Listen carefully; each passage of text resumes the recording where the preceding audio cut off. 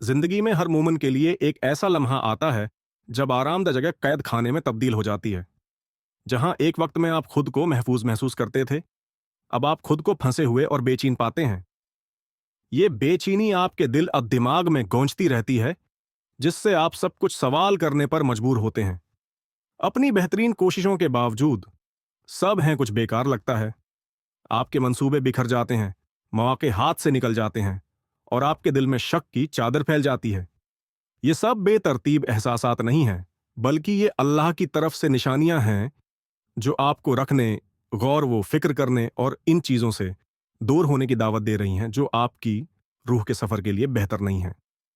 आज हम 5 हैं ताकतूर निशानियां जानेंगे जो ये बताती हैं कि अल्लाह आपको छोड़ने की हिदायत कर रहा है और अपनी ज़िंदगी को उसके रास्ते के साथ हम आहंग करने का मशवरा दे रहा है। 1. भारी दिल और रूह की खालीपन। भारी दिल महज उदासी या दबाव का एक आर्जी एहसास नहीं होता। ये एक मुस्तकिल और बेचैन करने वाला एहसास होता है जो खत्म नहीं होता। ये भारीपन अक्सर एक रूहानी खला की शक्ल में जाहिर होता है, जैसे नमाज, जिक्र या कुरान की तलावत करते वक्त कुछ हासिल नहीं होता। ये महसूस होता है जैसे आप एक बोझ उठा रहे हैं और चाहे आप कुछ भी करें, वो बोझ हल्का नहीं होता। ये एक बेतरतीबी का नतीजा नहीं है, बल्कि ये अल्लाह का इशारा है कि जिस रास्ते पर आप हैं या जिस माहौल में हैं, वो आपकी रूह है के लिए ठीक नहीं है। जब आप किसी ऐसी चीज के सामने आते हैं जो अल्लाह को पसंद नहीं है, तो आपका दिल बेचैन हो जाता है। 2. मौके का अचानक बंद होना। जब दरवाजे जो कभी खुले और परामीद नजर आते थे, अचानक बगैर किसी वाज़े वजह के बंद हो जाते हैं, तो ये मायूसकिन हो सकता है। शायद कोई नौकरी का मौके जो आपको पसंद था टूट जाता है, या वो रिश्ता जिसमें आपने उम्मीद रखी थी खत्म हो जाता है। ये तजुर्बात महज इत्तेफाक नहीं है, बल्कि ये अल्लाह की तरफ से हो सकते हैं। कभी कभार अल्लाह किसी चीज को हमारी जिंदगी से निकालता है ताकि हमें नुकसान से बचा सके। जो चीज आपको रुकावट महसूस होती है, वो उमूमन कुछ बेहतर की तरफ अल्लाह की रहनुमाई होती है। अल्लाह कुरान में फरमाता है, हो सकता है कि आपको कुछ चीज पसंद ना हो और वो आपके लिए बेहतर हो। सूरह अल बिकरा 2:216। इस आयत में तसरीह की गई है कि हमारी समझ महदूद है, मगर अल्लाह का इल्म लामहदूद है। 3. बरकत से मुंसलिक लगाव का खत्म होना। बरकत या अल्लाह की नामत आपकी जिंदगी में अल्लाह की मेहरबानी, रहमत और मौजूदगी की अलामत होती है। जब बरकत आपकी जिंदगी में होती है तो छोटे से काम होता है भी बड़े नताइज देते हैं, मगर जब बरकत गायब होने लगती है तो ऐसा महसूस होता है जैसे आप जो भी करें वो कामयाब नहीं हो रहा। आप अपनी मेहनत के बावजूद कामयाबी हो रही है नहीं देखते और आपके रिश्ते भी तनाव महसूस करने लगते हैं। उस मुसलसल बरकत की कमी का यह मतलब हो सकता है कि आपकी जिंदगी में कुछ ऐसी चीजें हैं जो अल्लाह को पसंद नहीं।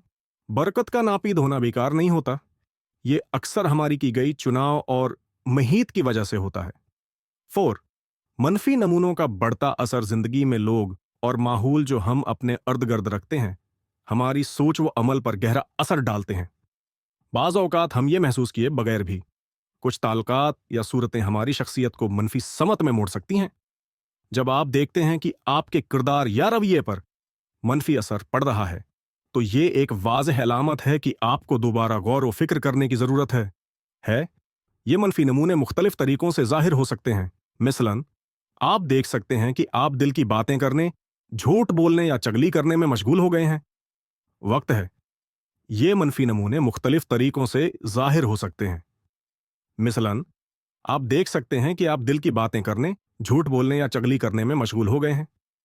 वक्त है, ये मनफी नमूने मुख्तलिफ तरीकों से ज़ाहिर हो सकते हैं। मिसलन, आप देख सकते हैं कि आप दिल की बातें करने, झूठ बोलने या चगली करने में मशगूल हो गए हैं। वक्त है, ये मनफी नमूने मुख्तलिफ तरीकों से ज़ाहिर हो सकते हैं।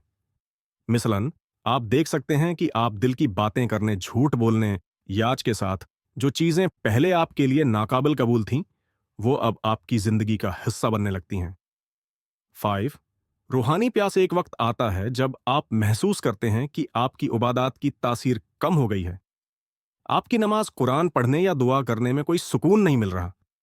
आपकी रूह की प्यास बढ़ जाती है और आपके दिल में अल्लाह की मोहब्बत है की कमी महसूस होती है। یہ ایک بہت بڑا نشان ہے جو آپ کو بتاتا ہے کہ کچھ غلط ہو رہا ہے۔ آپ کو اللہ کے قریب ہونے کے لیے بھرپور کوشش کرنی چاہیے۔ دائمی دعا، استغفار اور اللہ کی مدد کی طلب کرنی چاہیے۔ ان 5 علامات کو پہچان کر ان پر عمل کریں تاکہ آپ اپنی روحانی زندگی میں بہتری لا سکیں۔ اللہ آپ کو کامیابی دے اور اس کے قریب ہونے کا موقع فراہم کرے۔ ہمیشہ اللہ سے مدد طلب کریں اور اپنے اعمال کو اس کی ہدایت کے مطابق بنائیں۔ اگر آپ مسلسل مادی، مقابلے کی یا زہریلی ثقافتوں کی ضد میں ہیں تو یہ ماحول آپ کے اندر احساس کمتری، حسد یا لالچ پیدا کر سکتے ہیں۔ اسی طرح اگر آپ ایسا مواد دیکھتے ہیں جو گناہگار رویے کو عام بناتا ہے یا مذہبی اقدار کا مذاق اڑاتا ہے تو یہ وقت کے ساتھ آپ کی روحانی بنیاد کو کمزور کر سکتا ہے۔ اگر آپ اپنی زندگی میں یہ منفی نمونے دیکھیں تو یہ اللہ کی طرف سے ایک انتباہ ہے کہ آپ پیچھے ہٹیں اور غور و فکر کریں۔ اپنے آپ سے پوچھیں کہ میری زندگی کے اچھے کردار کون سے ہیں؟ کون سے سب سے زیادہ مشکل رہے ہیں؟ ان میں سے کون سے کردار سامنے آئے ہیں؟ اور میں زیادہ تر کس کے ساتھ وقت گزارتا ہوں؟ کیا وہ لوگ مجھے اللہ کے قریب لے جا رہے ہیں یا مجھ سے دور کر رہے ہیں؟ میں کس ماحول میں رہتا ہوں؟ کیا یہ اچھے عادات پیدا کرنے میں مددگار ہے یا نقصان دہ رویوں کی حوصلہ افزائی کرتا ہے؟ کیا میں ایسے کاموں میں مصروف ہوں جو مجھے اپنے مقصد سے بھلا دیتے ہیں؟ ان اثرات کا سامنا کرنا جرات اور سچائی کا کام ہے۔ ایسے افراد یا حالات سے بتدریج دور رہنے کا آغاز کریں جو آپ کو گناہ کی طرف لے جاتے ہیں یا آپ کے ایمان کو نظر انداز کرتے ہیں۔ اچھے لوگوں اور ان ماحول کی تلاش کریں جو نیکی، عاجزی اور اللہ کی یاد کی ترغیب دیں۔ ایسے افراد کے ساتھ وقت گزاریں جو آپ کے وقت پر نماز پڑھنے، صدقہ کرنے اور اپنے تعلقات پر غور کرنے کی ترغیب دیتے ہیں۔ ایسے لمحوں میں اللہ کی طرف رجوع کرنا بہت ضروری ہے۔ رہنمائی اور طاقت کے لیے دل سے دعا کریں کہ آپ ان منفی نمونوں کو ختم کر سکیں۔ قرآن ہمیں یاد دلاتا ہے کہ اور جو شخص اللہ سے ڈرتا ہے، اللہ اس کے لیے راستہ نکالے گا اور اسے ایسی ہدایت دیں گے کہ وہ اسے نہیں چھوڑے گا، جگہوں سے رزق دے گا جہاں اس کا خیال بھی نہیں تھا۔ سورہ الطلاق 50:5-23۔ یہ یاد رکھیں کہ ہارمفل انفلوئنسز سے دور ہو کر آپ اللہ کی نعمتوں کے لیے راہ ہموار کر رہے ہیں۔ تبدیلی ایک عمل ہے، یہ ایک رات میں نہیں ہوتی، لیکن مسلسل کوشش کے ساتھ، سچے توبہ اور اللہ پر بھروسے کے ساتھ آپ منفی رویوں پر قابو پا سکتے ہیں اور اپنے تعلق کو دوبارہ تعمیر کر سکتے ہیں۔ زہریلے اثرات کو اپنی زندگی سے نکال کر آپ بارکہ، سکون اور روحانی ترقی کے لیے جگہ بنائیں گے۔ 5۔ عبادت میں غیر یقینی رکاوٹیں۔ ہمارا اللہ سے تعلق ایمان کی بنیاد ہے اور عبادتیں جیسے نماز، قرآن پڑھنا، روزہ رکھنا اور دعا کرنا اس تعلق کو مضبوط کرنے کے طریقے ہیں۔ جب یہ تعلق کمزور ہو جائے اور آپ کو عبادت میں مستقل غیر واضح رکاوٹوں کا سامنا کرنا پڑے تو یہ ایک سنگین علامت ہے کہ آپ کی زندگی میں کچھ ایسا ہے جو آپ کے اللہ کے ساتھ تعلق میں رکاوٹ ڈال رہا ہے۔ یہ رکاوٹیں محض وقتاً فوقتاً، خلفشار یا توجہ میں کمی نہیں ہوتی، بلکہ یہ مستقل چیلنجز ہیں جو آپ کو روحانی سکون اور قربت کی حالت سے دور رکھتے ہیں۔ یہ رکاوٹیں مختلف طریقوں سے ظاہر ہو سکتی ہیں۔ آپ کی نماز کے دوران توجہ مرکوز کرنا مشکل ہو سکتا ہے۔ آپ کا دماغ دنیاوی معاملات کی طرف بھاگ رہا ہوگا، جس سے آپ کو خالی اور بے جوڑا محسوس ہوتا ہے۔ قرآن پڑھنا بوجھ محسوس ہونے لگتا ہے، جبکہ پہلے یہ سکون اور رہنمائی کا ذریعہ ہوتا تھا۔ جن عبادات نے پہلے آپ کو خوشی دی، وہ اب بے معنی یا کٹھن لگنے لگتی ہیں۔ وقت کے ساتھ آپ عبادت سے مکمل طور پر دور ہونے لگتے ہیں، بہانے بنا کر یا مذہبی فرائض کو دوسروں کی سرگرمیوں پر ترجیح دے کر۔ یہ رکاوٹیں اتفاقی نہیں ہیں، یہ اکثر ان روحانی رکاوٹوں کا نتیجہ ہوتی ہیں جو آپ کی زندگی میں لوگوں، عادات یا ماحول کی وجہ سے پیدا ہوتی ہیں۔ جیسے کہ اگر آپ زہریلے یا گناہگار تعلق میں ہیں تو یہ آپ کی روح پر بھاری ہوتا ہے، جس سے اللہ کے سامنے خلوص دل کے ساتھ جانا مشکل ہو جاتا ہے۔ حرام سرگرمیوں میں مشغول ہونا، چاہے بے خبری میں ہی صحیح، ایک احساس جرم اور شرم پیدا کر سکتا ہے جو آپ کو ہو سکتا ہے اللہ سے دور کرتا ہے۔ اسی طرح ایک ایسا طرز زندگی جو دنیاوی مشاغل پر مرکوز ہو، جیسے زیادہ سوشل میڈیا استعمال کرنا یا تفریش میں حد سے تجاوز کرنا، آپ کی روحانی حساسیت کو مدھم کر دیتا ہے اور آپ کے خدا کے ساتھ تعلق کو کمزور کر دیتا ہے۔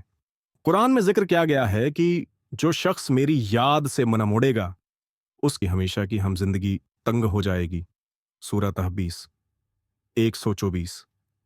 یہ آیت ایک انتباہ ہے کہ اللہ کی یاد کو نظر انداز کرنا نہ صرف آپ کی روحانی فلاح و بہبود پر اثر انداز ہوتا ہے، بلکہ اس سے زندگی میں بھی سکون اور کامیابی کی کمی واقع ہوتی ہے۔ یہ رکاوٹیں اللہ کی طرف سے عمل کرنے کی پکار سمجھیں۔ وہ شاید آپ کو اس چیز سے دور ہونے کے لیے کہہ رہا ہے جو آپ کی روحانی رکاوٹ بنا رہی ہے، اور آپ کو خلوص اور عاجزی کے ساتھ اس کی طرف واپس آنے کی دعوت دے رہا ہے۔ اپنے حالات پر غور کریں، اپنے آپ سے پوچھیں کہ کیا ہے جو مجھے عبادت میں مکمل طور پر مشغول ہونے سے روکتا ہے؟ کیا کچھ خاص لوگ، عادات یا سرگرمیاں ہیں جو مجھے اللہ کے فرائض سے دور رکھتی ہیں؟ جب آپ مسئلے کا سراغ لگائیں تو اسے حل کرنے کے لیے اقدام کریں۔ اگر یہ کوئی زہریلا تعلق ہے تو اپنے دین کی خاطر اس سے دور ہونے یا اسے ختم کرنے پر غور کریں۔ اگر یہ کوئی عادت ہے، جیسے کام میں سستی یا تفریق میں حد سے تجاوز، تو اس کی جگہ ایسی سرگرمیوں کا منصوبہ بنائیں جو آپ کی روحانی تربیت کریں، جیسے اسلامی لیکچرز میں شرکت کرنا، قرآن کی پڑھائی کے حلقے میں شامل ہونا، یا خاموش غور و فکر میں زیادہ وقت گزارنا۔